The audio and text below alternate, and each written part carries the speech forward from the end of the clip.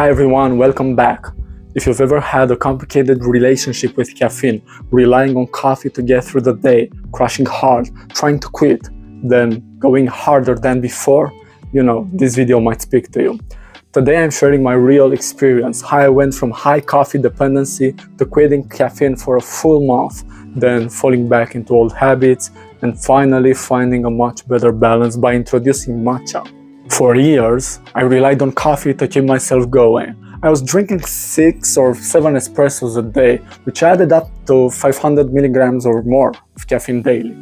I didn't drink it because I loved the taste. I drank it because I needed to feel functional. It got to the point where I wasn't drinking coffee for energy anymore. I was drinking it just to avoid crashing. My body wasn't responding. My tolerance was through the roof. And still, I felt exhausted. So I decided to stop. I went completely caffeine-free for a full month. No coffee, no matcha, no caffeine pills, just clean. I thought I'd feel amazing, clear-headed, focused, reborn, but that didn't happen. What I actually felt was flat, unmotivated. I wasn't sharp, I wasn't productive. It was like I had unplugged my brain and lost the drive that usually got me through the day. After that month, I went back hard. I started drinking coffee like crazy again, way more than I needed. And I wasn't just drinking it, I was popping caffeine pills too, sometimes 300 milligrams in a single dose. It was too easy, too convenient. And at first it felt good, like a homecoming, but very quickly I found myself in the exact same place as before, crashing, anxious, overstimulated, and somehow still tired. That's when I realized something had to change. I didn't want to live on stimulants, but I couldn't function without something. That's when I started experimenting with matcha. At first I thought I could just swap it in at the same dosage. I even drank 20 grams of matcha powder in one day just to replicate the caffeine buzz. It didn't work, not in that way, but what matcha gave me was different. The energy was smoother, it didn't spike me, and it didn't crash me. There was no wave of anxiety, and thanks to the healthy and in matcha, I actually felt calm, focused, and steady.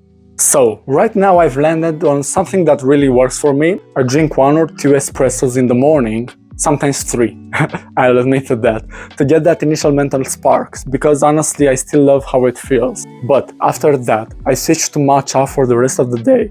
This combination gives me the alertness I want in the morning and the mental clarity I need in the afternoon, without the overstimulation, the crashes, or the sleep disruption. And the ritual of making matcha helps too.